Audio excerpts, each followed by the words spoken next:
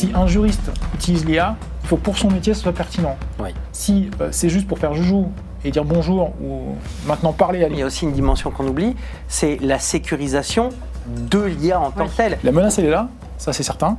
On l'entend tous les jours. Hein. On a une tendance, en face de chaque menace, de mettre un outil en place au grand souci des clients. Parce que le régulateur aujourd'hui demande la chaîne complète, depuis l'éditeur jusqu'à l'intégrateur, jusqu'au client. Il faut montrer carte sur table, il n'y a pas le choix. C'est la promesse du cloud, hein, de réduire les coûts, hein, quel que soit l'éditeur. Hein. Il y a le business d'abord.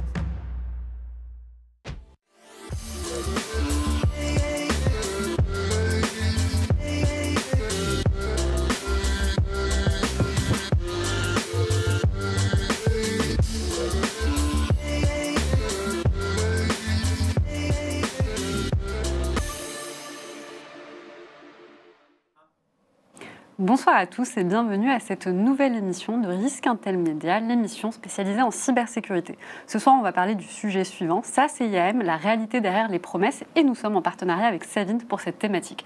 On reçoit avec nous 3 experts qui vont répondre à vos questions, répondre également aux miennes, mais avant, déjà se présenter. Et donc, je vais leur laisser la main pour pouvoir recontextualiser leur parcours, et je commence par toi, Jean-François. Merci Yasmine pour l'introduction. Je suis Jean-François Pruvot, je m'occupe des activités Europe du Sud pour Savint. Savint, c'est l'acteur majeur des solutions SaaS pour gérer les identités et je suis ravi d'être entouré d'experts pour ce débat. Vincent. Merci Yasmine. Vincent Lorraine, je dirige les activités cybersécurité pour Capgemini pour l'Europe du Sud. J'ai la chance de fêter ma 25e année dans le monde de la cyber. J'ai eu la chance aussi d'implémenter des dizaines de projets IAM et de migrer vers le SaaS. Donc la discussion qu'on va avoir m'intéresse plus qu'énormément. Et Sandy. Bonjour, enchanté et merci de l'invitation également. Enchanté d'être avec vous. Donc moi c'est Sandy Dussautier, donc je fais partie de CAPFM, Personal Finance and Mobility du groupe Crédit Agricole. J'ai une vingtaine d'années dans l'informatique derrière moi, un peu moins 10 ans dans la cybersécurité. Et je suis lead innovation IA et je m'occupe un peu de sécurité offensive au passage pour agrémenter le quotidien. Eh bien, merci d'être avec moi ce soir. Alors, vous l'avez compris, vous avez quand même des profils différents. C'est une très bonne chose, parce que ça va nous permettre justement de discuter de cette thématique avec des visions différentes. Et ça, le public aime beaucoup. Alors, je vais commencer avec ma première question autour de la centralisation des identités dans le cloud.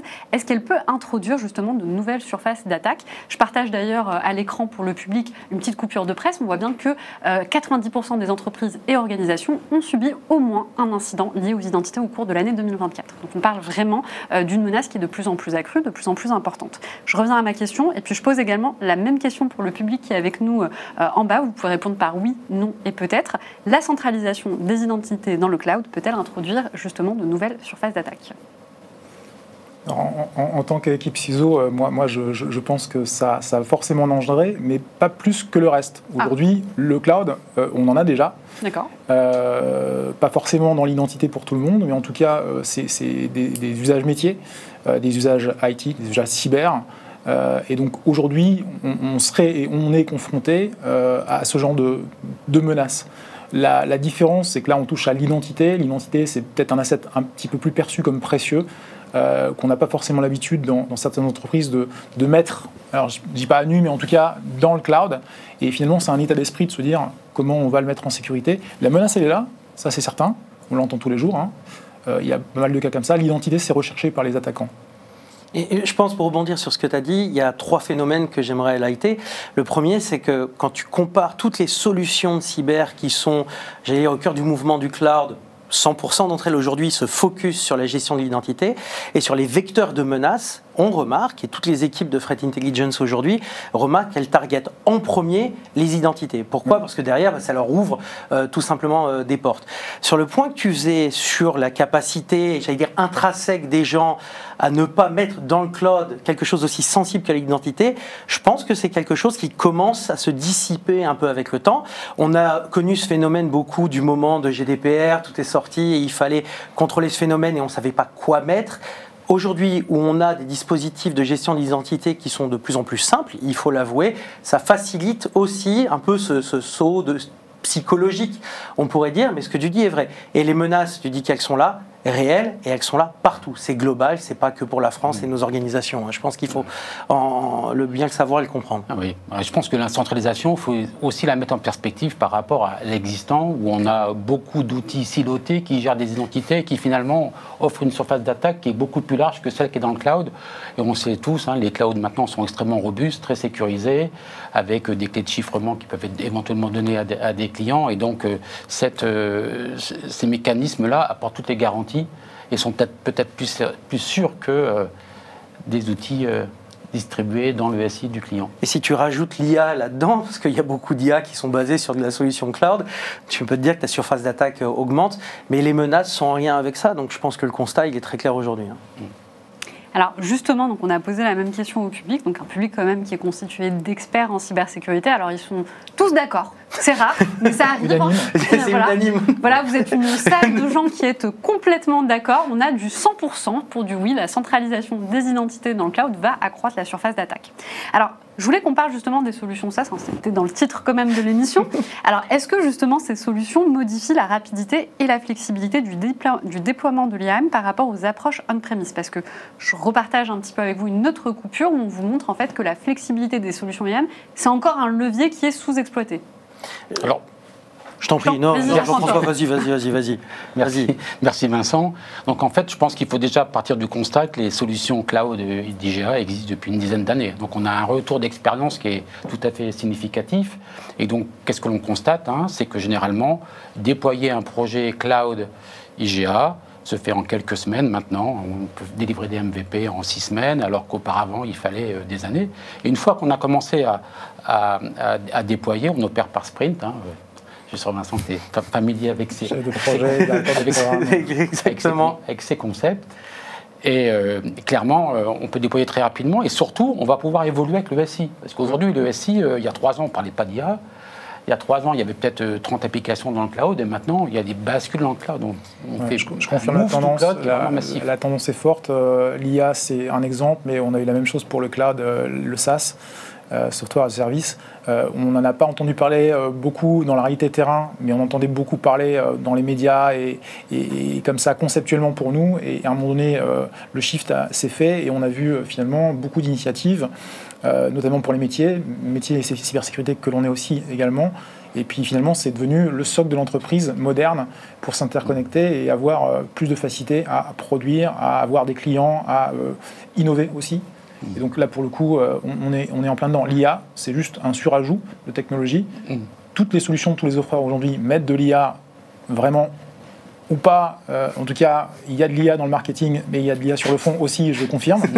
Voilà. Très bon donc point. ça nous demande d'analyser en termes de cyber aussi, en termes de risques, les IA qui sont derrière. Et c'est assez nouveau pour nous également. Moi, j'aimerais challenger un point que tu as amené, Jean-François, c'est l'aspect accélération. Alors très clairement, le SaaS, le cloud, ça accélère le déploiement des projets. Mais je vais être très clair, dans le cas de l'IAM, la composante métier est tellement importante que je pense que le SaaS et le cloud vont accélérer la dimension et le déploiement technique. 100% d'accord avec toi, mais tout l'aspect métier ne doit pas être négligé. Et là-dessus, on remarque que le temps qu'on gagne sur le déploiement technique nous permet d'aborder l'aspect métier d'une manière plus fondamentale, plus sérieuse et d'y adopter le temps qu'il faut. Il y a tellement de projets IAM qui ont craché du fait du manque d'implication du métier qu'il ne faut pas confondre vitesse et précipitation. Mais ton point sur l'aspect technique, 100% d'accord. La fluidité, la rapidité, la scalabilité, ce genre de choses, l'innovation portée, l'ajout de l'IA, tout ça, ça fait gagner du temps. Effectivement, la connectivité aussi, parce que tous ces outils sont connectés, API ou autres, ultra connectés. Donc ça, c'est facilitant. Et après, je te rejoins sur la partie du métier, ce qui est en back, et surtout la partie legacy. On traîne un peu ce boulet forcément, et là, c'est là où il faut être assez agile et préparer le terrain, parce que ça ne se fait pas en un coup, même si la solution, elle peut être startée rapidement. Derrière, il y a tout le reste. Bien sûr. Mais la partie métier existait déjà avant le SaaS. Donc cette partie-là, effectivement, une connaissance des processus et puis d'en profiter pour les transformer. Parce que quand on a des clients qui migrent, faire une migration ISO, faire une migration technique, passer du on-premise au cloud sans se transformer, c'est ne pas avoir tous les bénéfices de cette transformation. N'oublions pas la qualité de données. Exactement. Justement, c'est sur ça que je voulais rebondir. Je pars du principe que lorsqu'on fait une migration des systèmes IAM vers des solutions SaaS, il doit y avoir des défis. Alors vous me direz, je ne pense pas que ce soit si simple que ça. Alors quels sont les défis? Comment on arrive à mettre en place ce genre de migration? l'adoption par le métier. Il faut être très clair, un projet IAM et une migration dans le SaaS, c'est drivé par le métier, c'est eux qui disent vers quoi ils veulent aller, ce qu'ils veulent autoriser comme accès aux applications, et je pense que c'est le vrai challenge. Et c'est le premier défi. Le deuxième défi, pour moi, c'est le sponsorship. Il faut avoir un sponsorship fort pour avoir un projet IAM qui soit successful. Qu'est-ce qu'on entend par sponsorship? Le sponsorship, c'est le top management qui commit à être là en disant « je prends pour moi, on y va, on va y aller, ça va nous faire subir une transformation, ça va nous faire changer certains processus et on va tous s'embarquer dans la même galère, si vous m'excusez tous cette expression, parce que ça peut être compliqué. » Le troisième défi, c'est le temps et la pression du temps. On remarque qu'il y a énormément de projets IAM qui sont drivés et cadencés, et des fois la vitesse peut être l'ennemi de la mise en succès de ce type de projet. Donc le défi, c'est de bien mettre en parallèle l'adoption avec le temps qu'on passe. C'est l'analyse rapide que je ferai de mon côté. Alors, moi, du coup, je me pose la question, j'entends souvent cette question d'adoption. Voilà, le top management doit être avec nous dans tous les process, que ce soit celui-ci ou un autre. Comment on arrive à les convaincre? Voilà, comment on fait pour avoir leur adhésion? Il faut rattacher le projet à la valeur métier que ça va dégager pour l'entreprise. Voilà. Donc on est sur des KPI, c'est ça? Oui, mais des KPI métiers. Est-ce qu'on se lance à sa transformation pour diminuer les coûts? Ça peut arriver quand on bascule vers le SaaS, pour offrir plus d'agilité, pour répondre à des enjeux métiers. Donc, quand on parle d'identité, il y a forcément l'identité des partenaires qui participent à la création de valeur. Ces partenaires doivent accéder au SI de l'entreprise. Donc, comment je vais les gérer rapidement pour faire en sorte qu'ils soient rapidement actifs et qu'ils puissent délivrer de la valeur. Donc, on rattache le projet à des enjeux métiers d'entreprise et par là, on peut gagner le sponsorship des métiers. Et puis, il y a la mesure du succès du projet, donc des dashboards de reporting avec des produits qui sortent maintenant de nouveaux domaines comme l'ISPM, Identity, Security, Posture Management, qui va permettre de remonter des KPI métriques, donc au métier, pour leur montrer la valeur dégagée par le... Ouais, les indicateurs sont assez clés dans l'illustration qu'on fait au métier, même en board. Et je pense qu'il y a l'adoption du public, en tout cas des métiers, c'est aussi la facilité d'adoption, c'est la facilité d'usage d'outils. Bien leur montrer que ça va changer leur quotidien. Certes, il y a des conduites de changement à opérer, ça ne faut pas l'oublier non plus.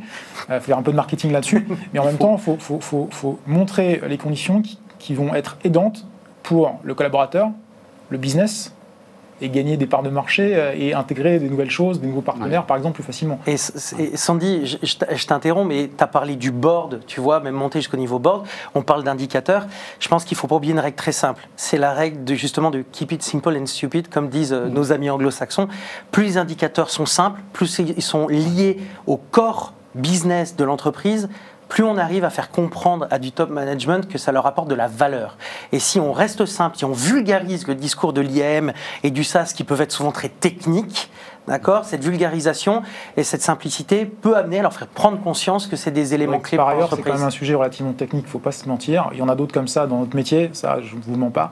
Mais c'est quand même pas le sujet le plus fun à partager. Donc il faut trouver les mots et l'angle de bataille pour asseoir le fait que c'est important et que derrière il y a de la rentabilité. Oui. Petite approche risque aussi. Oui, parce qu'effectivement, la question pourquoi le changement, quelles sont les raisons intrinsèques. Quand ça marche bien, il n'y a pas de raison de changer. C'est exactement. La modernisation, c'est toujours des concepts qui ne sont pas toujours bien compris par tous les acteurs, les implications. Donc on sait que c'est pendant l'été qu'on refait la toiture. Donc ah oui, il faut que je transforme, même si ça marche. Oui, parce que tu dois accueillir les nouvelles technologies qui vont arriver, comme l'IA, et donc il faut refaire ton socle technique sur la gestion des identités. Clairement. Alors moi, j'ai envie de savoir, justement, le public qui est en train de nous regarder en bas, vous êtes des experts en cybersécurité également, est-ce que vous arrivez à avoir l'adhésion facilement, justement, de votre top management quand il s'agit de migration de système IAM vers des solutions SaaS? Moi, j'aimerais bien savoir si c'est quelque chose qui est assez simple, donc est-ce que c'est oui, c'est non, ça dépend. Voilà. Comment vous arrivez un petit peu à onboarder ce top management?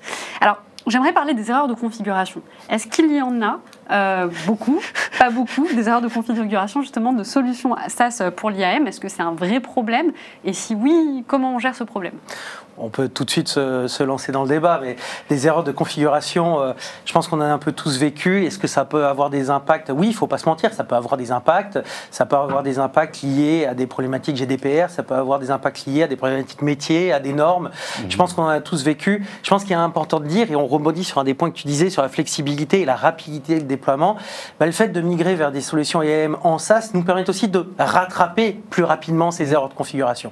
Je pense qu'il faut se l'avouer, on reste dans un monde, le monde de l'IT, le monde de la cyber, où rien n'est parfait, le risque zéro n'existe pas, on a encore beaucoup d'humains qui sont derrière pour faire avancer les choses, déployer les choses, et donc ça peut arriver, ça peut avoir de l'impact, mais si on met tout en œuvre et si on analyse bien les choses, on peut bien sûr se remonter. Hein. C'est pour ça qu'on a inventé la préparation, la recette.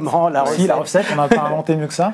Et puis, dans ce qu'on appelle le paramétrage et finalement les couacs qui peuvent y arriver dans le paramétrage, il faut regarder aussi l'évaluation de sécurité qu'on peut faire. Parce qu'en fait, dans les configurations, dans les paramètres, il y a des configurations de sécurité. Il n'y a pas que des configurations métiers. C'est pas le rôle et le profil métier qui va bugger, ça peut arriver. Exactement. C'est grave aussi. Mais dans la configuration, notamment en SaaS, mais pas que, mais en SaaS, il faut vraiment asseoir le fait qu'on va checker, resetter techniquement, sécuritairement la plateforme concernée. Et ACC aussi, la tester. Ce qui est quand même bien dans le cloud, c'est que la matrice des responsabilités, elle est clairement établie. Donc, on sait que l'opération va être faite par le vendeur, le fournisseur, le build par l'intégrateur, et puis le client va participer à... Ça, c'est le départ de l'histoire. Oui. Un peu plus compliqué sur la suite. Parce qu'en fait, le RACI, il est au départ, on connaît tous le IaaS, PaaS, SaaS et la configuration qui va bien derrière.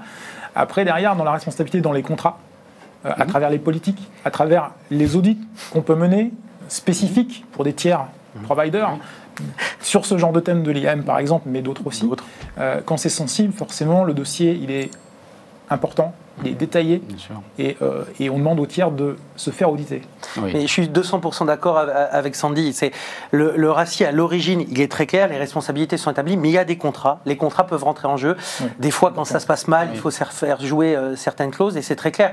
Et là, dans la phase de préparation, tu parlais de la préparation, je pense qu'il faut ne pas négliger cette phase de préparation contractuelle et cette phase de partage de responsabilité. Tout est clair et je pense que si on agit tous d'un même concert, on peut y arriver. Alors ça, c'est complètement notre quotidien. C'est notre vie.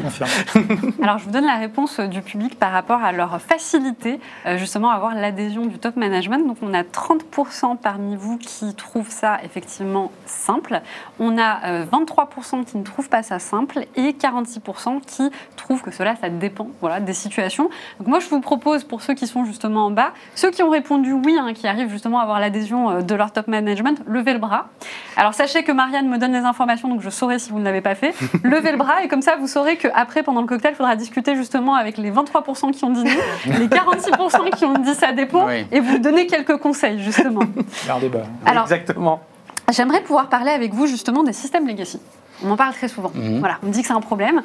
Donc parlons-en. Apparemment, il y a des difficultés. Il peut en tout cas y avoir des difficultés potentiellement à mettre des solutions SaaS dans des systèmes legacy. Est-ce que vous pouvez m'en dire plus? Est-ce que c'est le cas d'ailleurs? C'est le cas. Je pense qu'il faut se l'avouer très clairement. C'est le cas. Il y a des systèmes qui ont été faits il y a un certain nombre d'années, qui ont évolué plus ou moins rapidement. Je pense aussi que les technologies SaaS ont, elles, évolué à des vitesses VV'. Et je pense que les dialogues et l'interopérabilité entre ces systèmes n'est pas forcément simple. Dans les systèmes legacy, on a aussi beaucoup de homemade, si vous me permettez cette expression, avec des applications et des composants applicatifs qui ont été développés par les organisations, et celles-ci très souvent sont complexes à intégrer dans un monde IAM qui lui migre vers le SaaS, vers cette connectivité API qui n'est pas native pour les applications legacy. C'est pour ça aussi qu'en préparation, on parlait de préparation tout à l'heure, il faut bien préparer ce qu'on considère vouloir mettre en legacy dans les écosystèmes nouveaux, notamment les clouds, les SaaS, parce que ce n'est pas forcément natif, puisque toutes les API, tous les composants de connecteurs sont prévus pour des choses modernes, et que tous ces composants-là sont absents. Pas forcément old school, quand même un peu, fait maison, sont faits par des personnes qui ont peut-être aussi quelque part disparu, la compétence aussi, et donc là ça demande plus d'efforts, et finalement la scalabilité, la rapidité, l'efficacité du SaaS perd un peu de sa grandeur à ce moment-là de l'histoire, dans le legacy. Exactement. Pour tout le reste... Alors, je pense qu'il faut dissocier le legacy auquel on ne peut pas se connecter du legacy auquel on peut se connecter. Aujourd'hui, les solutions SaaS modernes, elles n'impliquent pas de déployer des agents supplémentaires dans le SI du client. Par contre, il y a des applications qui n'ont pas d'API, qui ne sont pas accessibles par une autre application SaaS. Et donc là, on est obligé de passer par des systèmes de ticketing. Et la question va être, est-ce que votre solution SaaS sait s'intégrer avec mon système de ticketing, mon catalogue de services? Et généralement, la réponse est oui. Donc on n'a pas vu de problème technique. Ce que l'on voit, c'est qu'avec le legacy, Alors que l'enjeu de l'IGA, c'est quand même d'automatiser le processus, le cycle de vie d'une entité de bout en bout. Avec les systèmes legacy, on passe en manuel, donc il y a une rupture de charge, et ce qui fait qu'au lieu de faire ça en quelques secondes, on va éventuellement avoir des SLA de quelques heures pour faire le Je suis d'accord avec toi sur le fond, Jean-François, d'accord. Mais très souvent, si tu veux, ces applications legacy font quand même partie du core système de beaucoup d'organisations.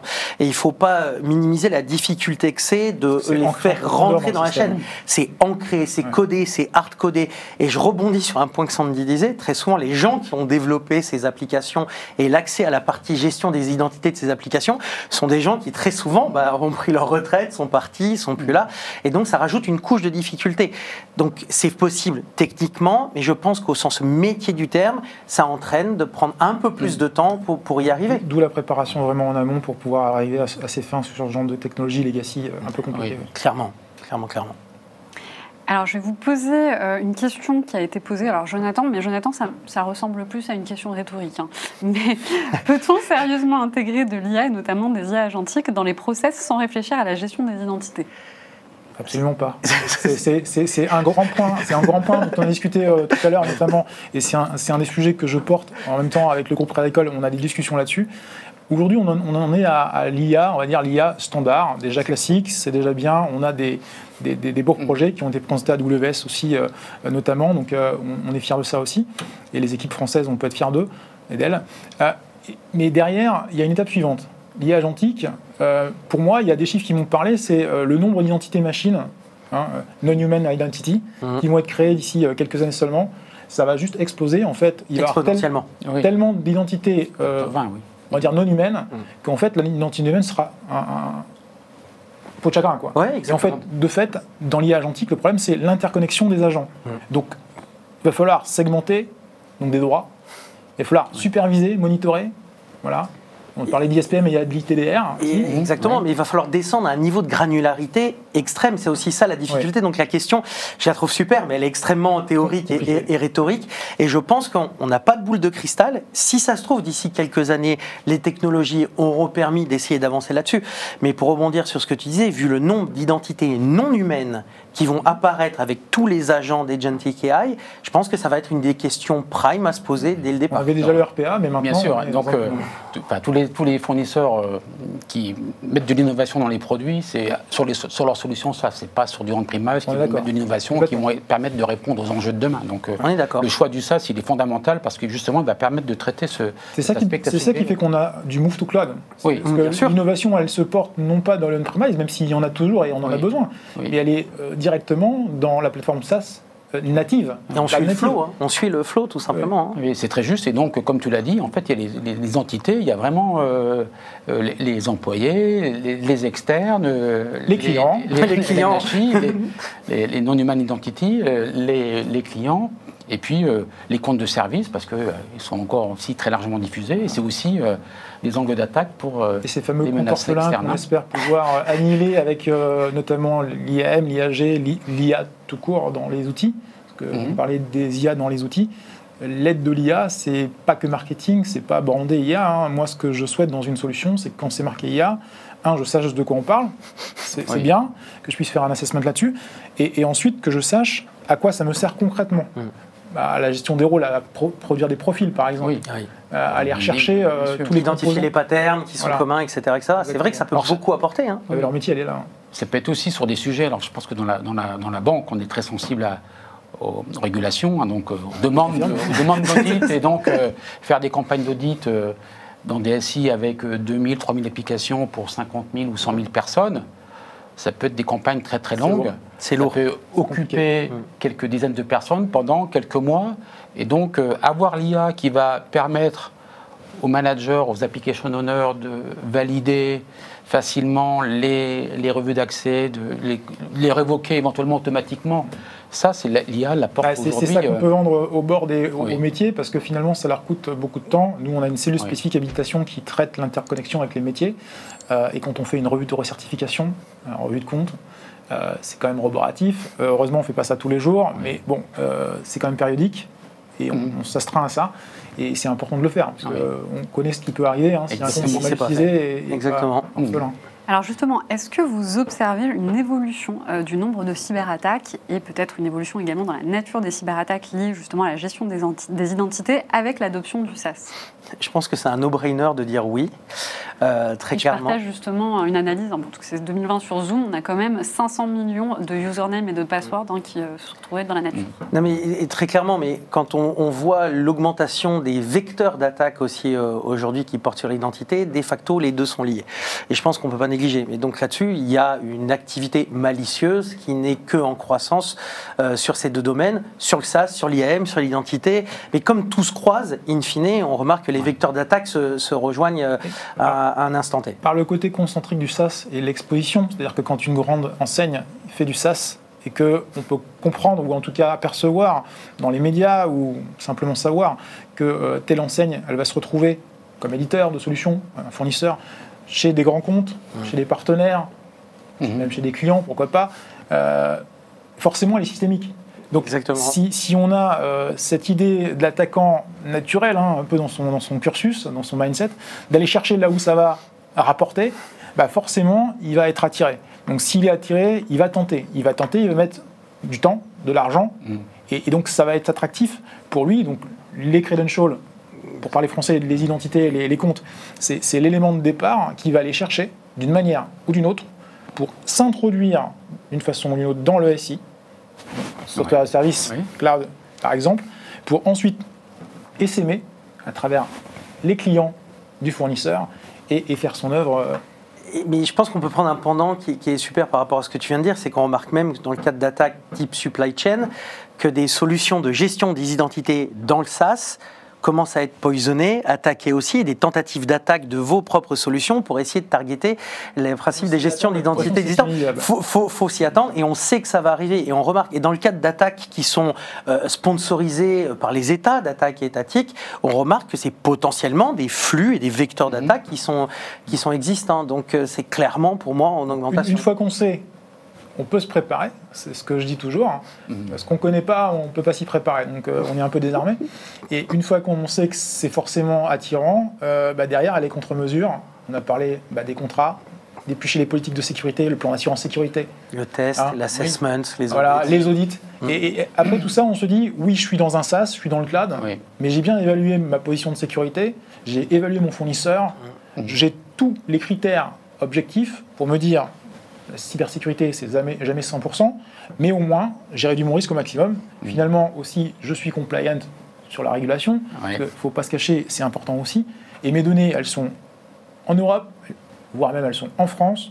Et même si l'éditeur n'est pas français ou européen, on cherche et on arrivera un jour, ça va se faire.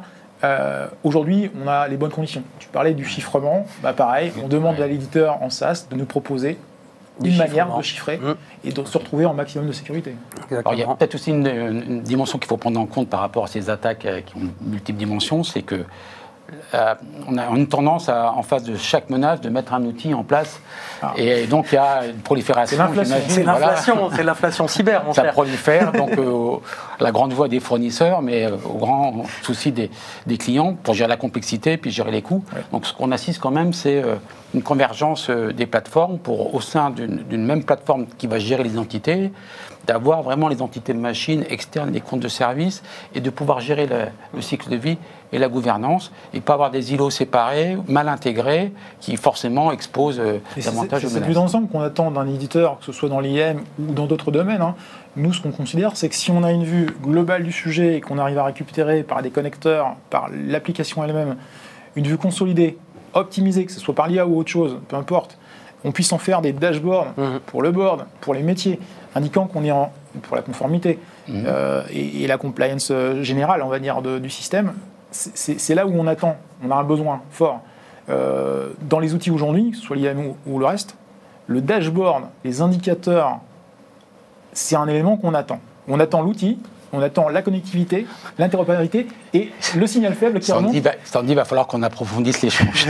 Non, mais je rebondis sur ce que dit Sandy. C'est que je regarde, nous, en tant qu'intégrateurs de solutions, c'est souvent quelque chose que nous demande tout un certain nombre de C-level en cyber et autres, et de membres du board, c'est d'aider sur la création de ces dashboards, la simplification et la vulgarisation de ces dashboards. Donc, c'est un élément qui est attendu et c'est un élément qui est contrôlé. Parce que le premier élément que va demander un régulateur, c'est de voir le dashboard et les éléments. Surtout pour les entreprises qui, on le voit, certaines entreprises françaises qui veulent se faire coter aux États-Unis, l'arrivée de SOX, tout de suite, c'est pour nous un déclencheur de projet. Hop, nouvelle régulation.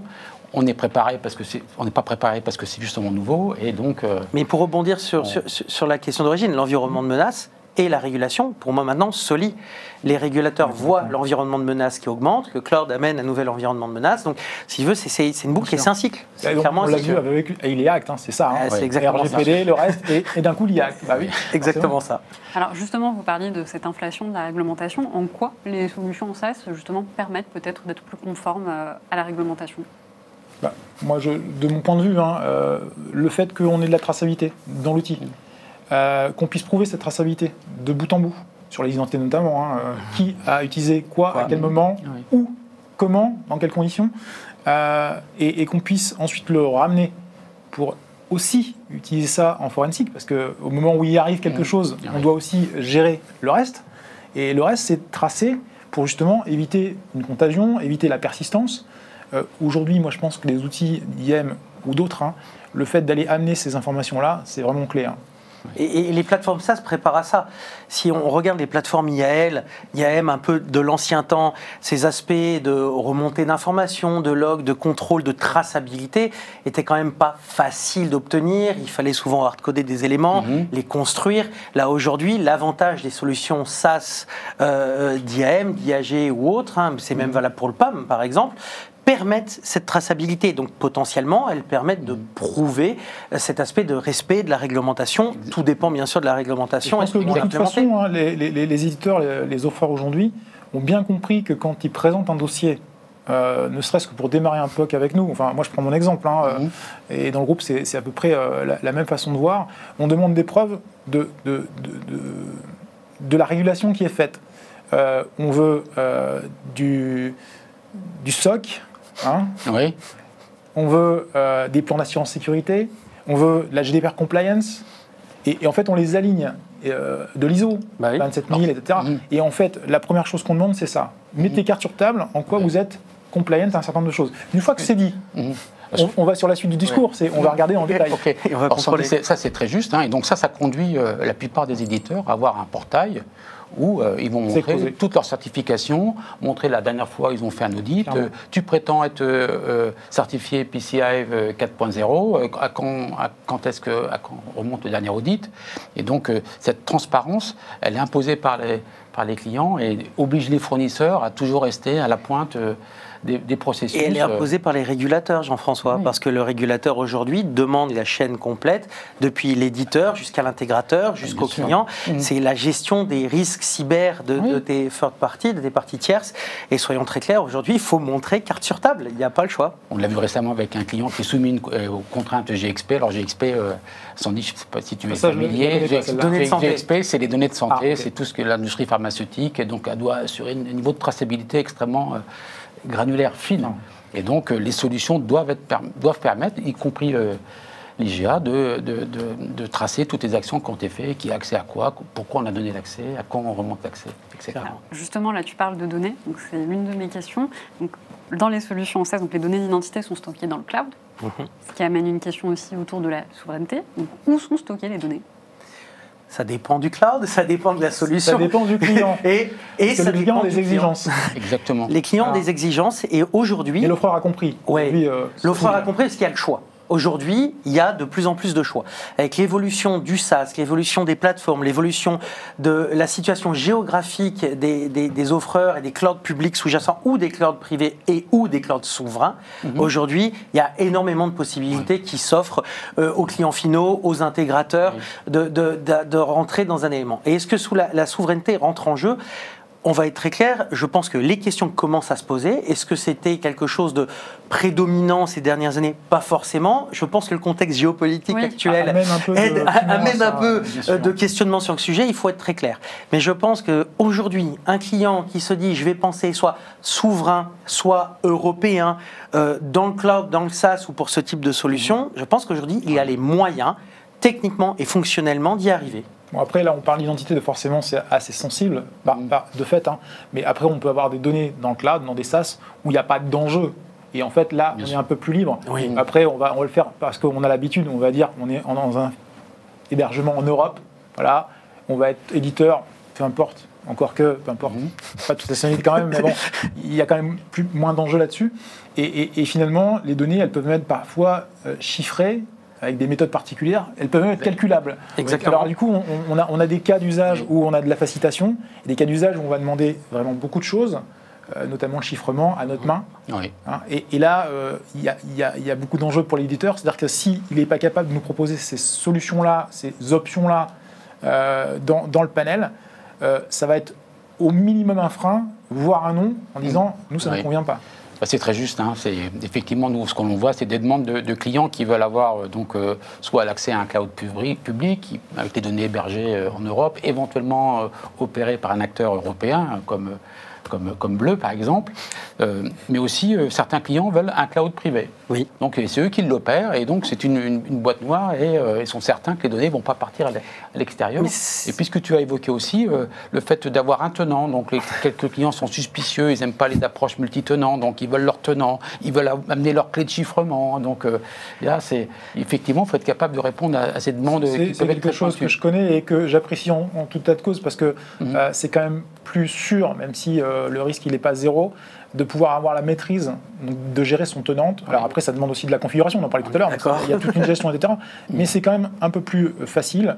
Et je pense dans un grand groupe, ça peut avoir son intérêt d'interconnexion des SI, d'échanges facilités, parce qu'en fait, on a aussi de collaborateurs dans les métiers. Parce qu'il y a le métier, il y a le business d'abord quand même. Donc il faut arriver à fluidifier tout ça et les échanges se font quand même plus facilement. Je pense que les échanges se font facilement, mais on rebondit encore sur un point. Tous ces éléments de contrôle des clés, gestion des clés, la réglementation va pousser tous les acteurs aussi à y aller. Et on est surtout en phase de réglementation sectorielle qui oblige à avoir de plus en plus de contrôle sur ces parties tierces, sur les gens avec qui on fait du business, sur l'écosystème, et très clairement, ils vont nous forcer à avoir ce type de contrôle en place. Je pense qu'il faut que ça soit clair. Alors, je voudrais rebondir. Tout à l'heure, on parlait de KPI. J'avais posé la question justement du ROI. Je pense que la partie financière, c'est un gros bout pour convaincre les gens. Voilà. En général, ça convainc facilement quand on parle d'argent. Et donc, je me suis posé la question. Je me suis dit, OK, comment aujourd'hui, est-ce que si on compare les coûts à long terme des solutions SaaS pour l'IAM par rapport aux approches traditionnelles, donc sur le long terme, comment ça... Est-ce que c'est positif? Est-ce que c'est avantageux? Est-ce que comment? Tu veux commencer, Jean-François? Je vais peut-être commencer. Vas-y, allez, vas-y. Merci Vincent. Donc effectivement, c'est la promesse du cloud de réduire les coûts, quel que soit l'éditeur. Et donc, que ce soit l'IGA ou d'autres domaines. Donc effectivement, elle est réalisée parce qu'on va supprimer les coûts d'infrastructure, on va éviter l'obsolescence et surtout, on va arrêter d'augmenter la dette technique. Qui est invisible, mais ça s'appelle dette. Il y a bien une raison, c'est parce qu'à un moment ou à un autre, il va y avoir des coûts qui sont exorbitants et qu'on n'a pas su planifier. L'obsolescence d'un produit qui arrive en fin de maintenance, qui oblige à un changement radical. Donc cette partie infrastructure, c'est des bénéfices. Et puis comme le run est aussi fait par des experts, on n'a pas le souci de recruter, d'opérer, etc. On a une qualité de service qui est garantie par le fournisseur. Donc l'exploitation de la plateforme va s'en trouver grandement diminuée. Mais le coût, on ne peut pas le dissocier non plus de la valeur. La promesse du cloud, c'est quand même d'automatiser beaucoup de processus qui sont aujourd'hui manuels. On a évoqué, par exemple, les processus de certification. Quand on a 10 personnes qui doivent revoir les accès pendant 10 mois, ça fait pratiquement une année homme, enfin 9 années homme. Et donc, les coûts peuvent être exorbitants. Et je pense, Jean-François, donc... je vais devoir prendre une posture un peu différente de la tienne, d'accord?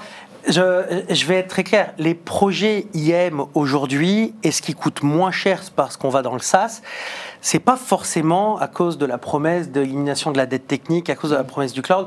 Je pense que ça vient surtout du fait que le SaaS nous permet beaucoup plus de flexibilité, donc de passer plus de temps sur la préparation, de passer plus de temps sur l'engagement du métier, et le time to deploy sera plus court. Et je pense que c'est ça qui coûte moins cher, avec en plus derrière tout l'aspect fonctionnel. Et le ROI devient surtout en interne pour les clients, pour les organisations, où il y aura moins de temps à passer pour faire des revues, où il y aura moins de temps à passer pour produire des dashboards, pour répondre aux audits. Je pense que c'est ça que permet le passage dans le SaaS à cause des nouvelles fonctionnalités qui sont mises en avant. Dans tous les produits cyber, aujourd'hui, il y a une inflation du coût, qu'ils soient dans le cloud ou pas dans le cloud. Il faut être très clair. Mais je pense que si on prend une logique de coût total, d'accord, lié à l'achat du produit, la maintenance du produit, l'opération du produit et les coûts internes pour une organisation, là, il y a un gain. Et le gain, pour moi, il est là. Alors nous, on fait très attention aussi quand on est capable de prouver qu'un POC, Proof of Concept, a bien marché et qu'on est capable de le partager avec nos pairs au niveau du groupe agricole. On essaye, tant bien que mal, en tout cas c'est l'esprit, de partager pour qu'on puisse massifier des contrats. Pourquoi ? Parce qu'à l'échelle de CAPFM, pourtant CAPFM c'est pas la PME du coin évidemment, sans le savoir, mais il y a quand même un levier d'échelle. Et un contrat au niveau groupe agricole, une fois que quelques entités ont testé, approuvé, voire même se sont lancées en premier pour éprouver un peu la solution, ça permet pas mal de choses quand même. Ça permet aussi de rendre plus robuste de façon unanime les contrats. Et ça, c'est un travail de longue haleine. C'est un peu compliqué. Il y a beaucoup de choses à voir avec l'éditeur ou le fournisseur. Nous-mêmes, il y a beaucoup de choses à checker. Conformité, compliance, points de sécurité, etc. Et puis, quand on doit traiter un sujet plus sensible, il y a forcément... on parlait d'audit. Nous, on a 3 niveaux d'audit dans l'absolu pour les providers, pour l'éthique. Et donc, quand il y a un enjeu, on est sur un audit poussé. Et là, on rentre avec des grands cabinets de consulting qui peuvent nous aider. Nous, on a des skills, on a des procédures aussi pour le faire. Et là, c'est un travail à deux avec l'éditeur, de savoir qu'on est d'accord sur le contrat qu'on va aller auditer, ce qui n'est pas forcément classique, en tout cas jusqu'à présent, mais nous, on le fait. Et jusqu'à quel point on le fait ? La main dans la main avec lui, parce que justement, l'idée, c'est de vraiment vérifier qu'on est capable d'aller plus loin. Et tout ça, ça a un coût. Et tout ça, ça a un coût. Et ça, ça a un coût. Oui, que les solutions de SaaS vont quand même diminuer parce que souvent, une solution SaaS vient avec des concepts automatiques comme le low-code, le no-code. Donc, on passe d'une solution qui était on-premise, qu'on maîtrisait, mais qui nécessitait très souvent beaucoup de développement. Et là, maintenant, avec des approches low-code, no-code, on est plutôt dans la configuration, ce qui veut dire que le coût de maintien ou le coût de vie de la solution est beaucoup plus bas, c'est-à-dire qu'on a besoin de moins de personnes. Il y a certains clients qui ont 1-2 personnes pour gérer une plateforme d'IGA, alors qu'avant, dans on-premise, il y avait... Là-dessus, foncièrement d'accord avec toi, mais je reviens sur les audits, etc. C'est un coût non négligeable, et dans le calcul de coût total dont je parlais tout à l'heure, il faut faire la somme de tout. Et quand on rentre dans la considération, il y a un élément aussi dont on n'a pas parlé, peut-être c'est en filigrane, c'est que quand on est dans un SaaS, on ne gère pas les releases de version. Quand on est on-premise, c'est aussi un projet à mettre en œuvre, donc à préparer, à subir et à bien réaliser. Donc, de fait, on a aussi ce coût. Donc, en fait, il faut faire la somme de tous les coûts, directs, indirects, cachés ou mal compris, pour se dire, finalement, à la fin, on y gagne quoi ? Alors, on y gagne aussi sur la durée, parce que quand on fait un contrat, on le prend généralement pour 1 an, il peut être renouvelable, mais dans la massification, c'est entendu aussi. Et c'est là où le coût arrive. Donc, on a fait des statistiques, nous, récemment, et on va avouer, oui, les projets IAM basés sur des solutions SaaS coûtent moins cher en alignant l'inflation, etc., que des projets qui étaient on-prem les années précédentes. Donc ça, c'est ce que nous montrent les statistiques. Mais on prend une approche coût total qui intègre le plus d'éléments possible pour arriver sur cet élément-là. Et justement, alors je comprends qu'il y a aussi des environnements hybrides qui vont combiner le on-premise et les solutions en SaaS. Est-ce que ça apporte certaines difficultés ? Puis je partage justement avec le public un schéma en fait des gestions des entités qui est complexe, voilà. Donc qu'est-ce qu'on fait de ces solutions un petit peu hybrides ? Les solutions techniques qui sont à notre disposition aujourd'hui, soyons très clairs, permettent de gérer aujourd'hui ce monde hybride. Je pense qu'il faut le dire, il faut l'avouer. Ça ne se fait pas en claquant du doigt, très clairement, mais on peut aujourd'hui le faire. Et les nouvelles solutions d'IGA, notamment basées sur des plateformes cloud, permettent de gérer ce monde hybride et cette hybridation qui peut intégrer du cloud privé, du cloud public, du on-prem, et ça c'est extrêmement important. Ça permet aussi d'intégrer des principes de segregation of duty, ça permet d'intégrer aussi des principes de ségrégation métier, d'accord ? Parce qu'il n'y a pas que l'hybridation technique, il y a aussi l'hybridation métier, et ça c'est clé. Et c'est quelque chose qu'on peut faire aujourd'hui, qui était beaucoup plus dur à faire il y a 5 ans. Il y a 5 ans, il y avait déjà du cloud. Donc je pense que c'est quelque chose sur lequel on peut compter aujourd'hui. Et honnêtement, je pense que c'était plus difficile de gérer avec une solution de premise des environnements cloud que depuis une solution cloud, gérer des environnements de premise. Donc l'échelle de difficulté n'est pas la même. Et puis donc, il faut quand même phaser le projet parce que le SI bouge. Donc le on-premise, il est quand même amené à s'éroder. Ça va prendre 10-15 ans. Dans 20 ans, il y aura peut-être... Mais le temps d'écluser les anciennes technologies, le fameux legacy qui nous complique un peu la tâche parce que, fait il y a longtemps, dans un mode un peu particulier, avec d'autres considérations. Le temps de passer ces étapes-là, on voit bien, moi j'ai du recul sur 20 ans d'informatique, vous peut-être un peu plus pour certains. C'est pas sympa. Objectivement. Je suis plus si jeune que ça finalement, mais c'est ce que me disent les jeunes maintenant. Et je me rends compte que ça a traîné. Moi, quand je suis arrivé, on parlait de nos carrières à AXA Belgium il y a bien longtemps. Je suis rentré, il y avait du mainframe, il y en avait déjà depuis longtemps. Quand je suis arrivé, ils m'ont dit, les jeunes, ça va pas durer. Les anciens ont dit, rigole. Je suis arrivé dans d'autres groupes, même chose. Les jeunes qui faisaient du PHP, etc., me disaient « Oh là là, mais ça va Cobol, c'est mort. Terminé. » Bon, la preuve, ça existe encore. Et ça va continuer à exister. Pour certains types de processing métier, on a toujours besoin d'avoir ces très gros calculateurs et ils seront présents. Donc l'hybridation, elle va être là et c'est nécessaire. Et après, je pense qu'il faut mettre en perspective aussi la situation française de l'adoption du cloud avec peut-être d'autres pays qui adoptent le cloud plus rapidement et vice-versa. Il y en a d'autres qui l'adoptent même moins rapidement. Donc je pense que c'est quand même quelque chose qui est amené, à s'éroder, mais ça sera toujours là. Et la bonne nouvelle, c'est que techniquement parlant, mon opinion, c'est que les solutions le permettent. Donc les chanceux, en définitive, c'est ceux qui arrivent maintenant et qui créent des choses nouvelles, complètement nouvelles. Clairement. Et là, effectivement, ils bénéficient de tout et ils n'ont pas de legacy. Ça, c'est clair. Alors, on a un petit débat qui est en train de se faire à distance. Donc, un des internautes qui dit tant que les thématiques IAM en SaaS sont elles-mêmes en silo, donc IGA, AM, PAM, les surfaces d'attaque sont démultipliées. Donc, pour lui, l'avenir, c'est l'éditeur qui offrira l'ensemble de ces thématiques. Un autre internaute répond non, puisque finalement, si on a un seul éditeur qui propose absolument tout, on va avoir une problématique finalement de dépendance. Je veux bien votre avis. Je pense que c'est un débat qui est constant et qui ne s'applique pas seulement à l'IAM, c'est le débat de la plateformisation. Soyons très clairs. Je pense que, comme dans tout bon débat, les deux personnes ont raison sur une partie de l'élément et je pense que c'est ce qu'on voit à l'heure actuelle. Oui, on a des augmentations de la surface d'attaque. Oui, on a du vendor locking. Après, c'est juste une question de gestion des risques et chaque organisation doit assesser son risque pour savoir vers quel chemin il prend. L'avantage du cloud, c'est que ça permet un retour en arrière. Sur phase d'attaque, je suis d'accord, effectivement, mais finalement, quand c'est bien géré, c'est peut-être pas un souci avec les bons outils, parce qu'on se dote d'outils aussi pour la surface d'attaque et clairement. Là-dessus, on est assez attentif. Mais de l'autre côté, je pense aussi que ne pas mettre ses œufs dans le même panier, comme dirait ma grand-mère, elle avait peut-être pas tort surtout, c'est aussi une stratégie. Oui. Donc, c'est une stratégie parce qu'on n'a pas forcément qu'une cible pour l'attaquant, déjà, première chose. On a peut-être une compartimentation, des ruptures sur lesquelles on peut jouer.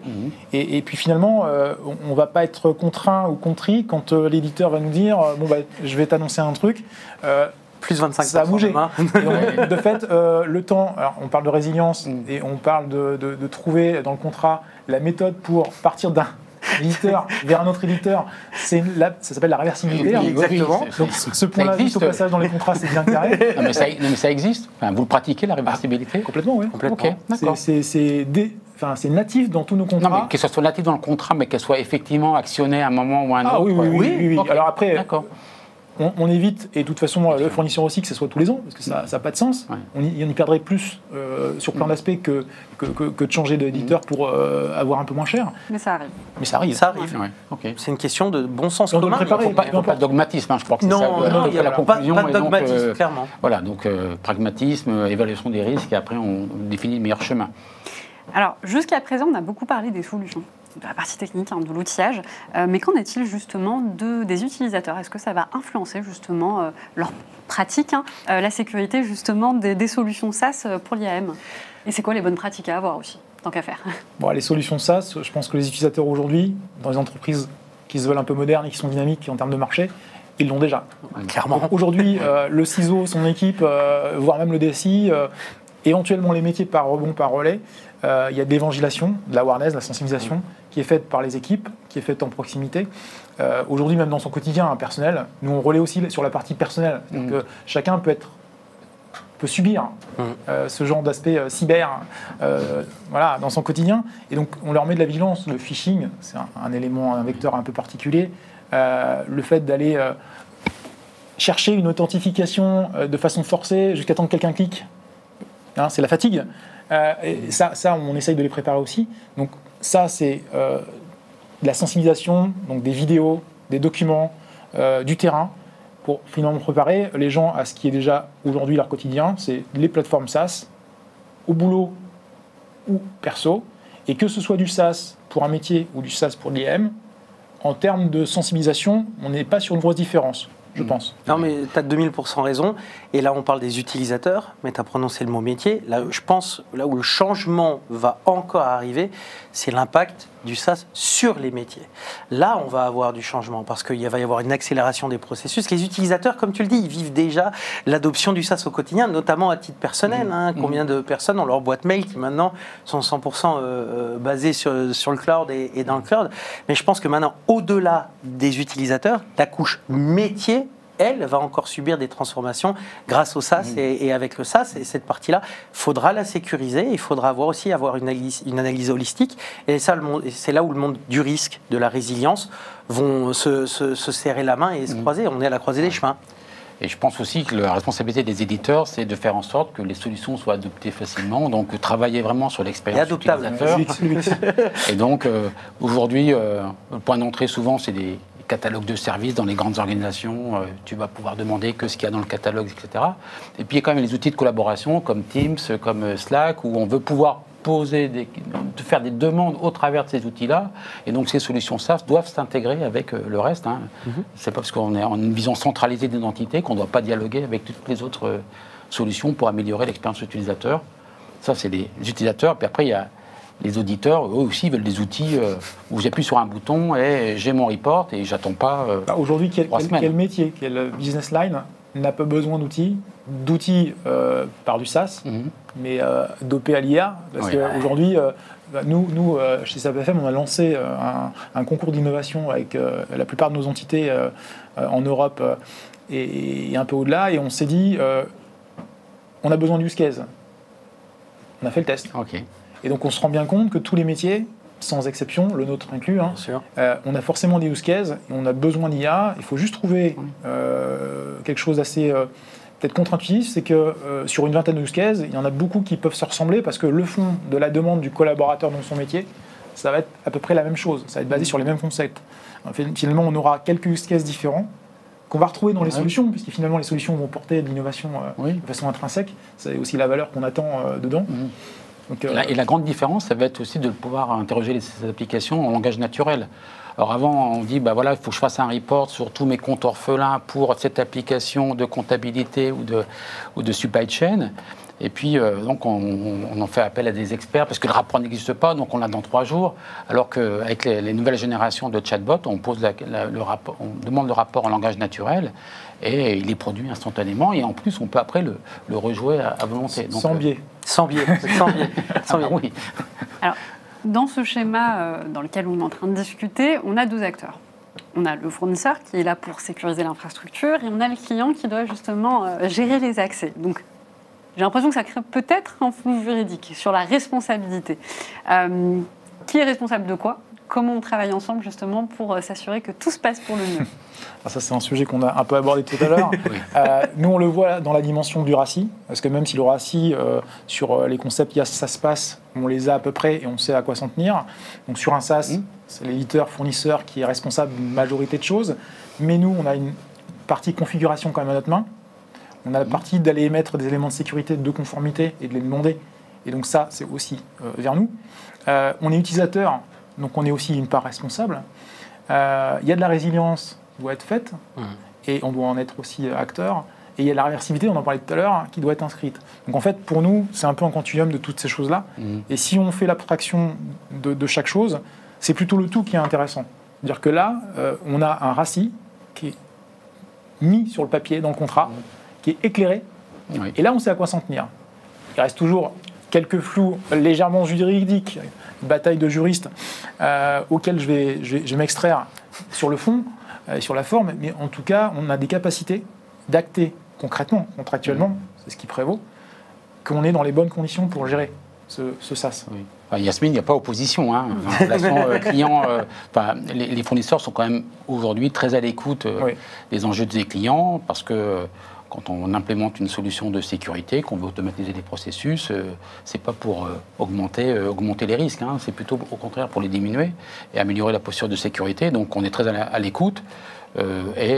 Sur certains projets, on travaille vraiment en bonne intelligence avec nos clients pour nous-mêmes progresser, parce qu'il y a des clients qui sont extrêmement exigeants. Quand on travaille avec l'armée américaine, le niveau d'exigence est différent d'autres acteurs avec des enjeux un peu plus locaux, moins critiques. Mais c'est aussi là où des ESN, des intégrateurs, des partenaires qui connaissent à la fois les enjeux métiers des clients et les problèmes des éditeurs peuvent arriver en essayant de trouver le bon chemin. Mais aujourd'hui, moi je ne vois pas de combat, de bataille entre les utilisateurs finaux et les éditeurs. Les éditeurs sont à l'écoute. Les utilisateurs finaux, aujourd'hui aussi, comprennent que certains de leurs processus doivent être revus parce que les outils changent. Et je pense qu'on est en train d'arriver à des éléments qui amènent un consensus qui est présent. Parce que le marché, il est assez mature et les fournisseurs, les éditeurs, les offreurs ont compris un certain nombre de choses, notamment rien qu'en faisant le tour de leurs possibles clients, ils ont compris quelle était la demande, et sur des grands comptes et même sur des moyens, ils ont compris l'enjeu, et donc se conformer à un certain nombre de choses, c'est évident. Y compris les enjeux métiers. Ils intègrent aujourd'hui les enjeux métiers des clients, et je pense que c'est là la nouvelle donne. Hein. Oui.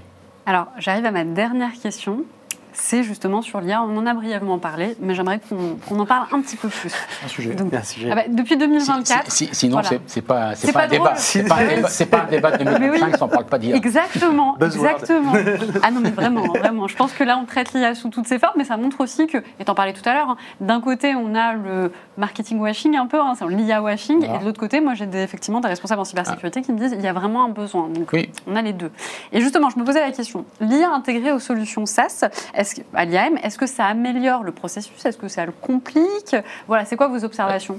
C'est absolument nécessaire. Hein. Carrément. Oui. Nécessaire. Parce que on a parlé des volumes de données, donc c'est des centaines de milliers d'identités pour un groupe comme le Crédit Agricole, plus identités non humaines. Donc les volumes sont connectés à des milliers d'applications. Donc de toute façon, le champ des combinaisons est monstrueux. Donc si on fait de l'automatisation à la papa, entre guillemets, on ne va pas améliorer l'expérience utilisateur, on va avoir des systèmes très lourds, peu flexibles. Donc l'IA va servir à deux choses. Ça va servir à nettoyer les données déjà, pour avoir la qualité des données, c'est un enjeu fondamental dans les identités, donc on va nettoyer les données. Puis après, une fois qu'elles sont nettoyées, on va pouvoir faire des recommandations sur des risques identifiés, sur approuver ou non une demande d'accès, la rejeter, etc. Donc c'est vraiment indispensable, c'est vraiment un no-brainer. Oui, pour la gestion des droits, la gestion de la création de profils, ou simplement la réactivité sur le vécu de l'IA, parce que finalement l'IA aussi ça fonctionne en vécu, ça va regarder pendant un moment ce qui se passe, les droits qui sont donnés, pas utilisés, et en fait ça va redemander à la personne en charge pour lui proposer de recertifier peut-être plus vite que prévu, ou d'éliminer carrément le droit parce qu'il finalement il est inusité, et c'est peut-être une faiblesse potentielle des données trop de droits, parce que c'est le moindre privilège. C'est exactement. Voilà. Ça change pas. Donc dans le zéro trust, dans le design, c'est important. Dans le zéro trust, merci du mot, parce que c'est un programme qu'on lance à travers le groupe et pour CAPFM. Donc on vient juste de lancer ces éléments-là pour aller beaucoup plus loin, étape de maturité, et ensuite d'aller sur ces niveaux de maturité. Donc on va avoir besoin de ces outils-là.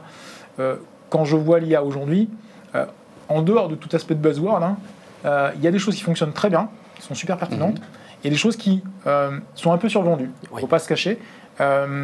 Sur plusieurs fonctions, je ne vais pas les citer là, parce que ça pourrait avoir quelques échos de personnes que je connais. Donc, mais des Hitler ou pas.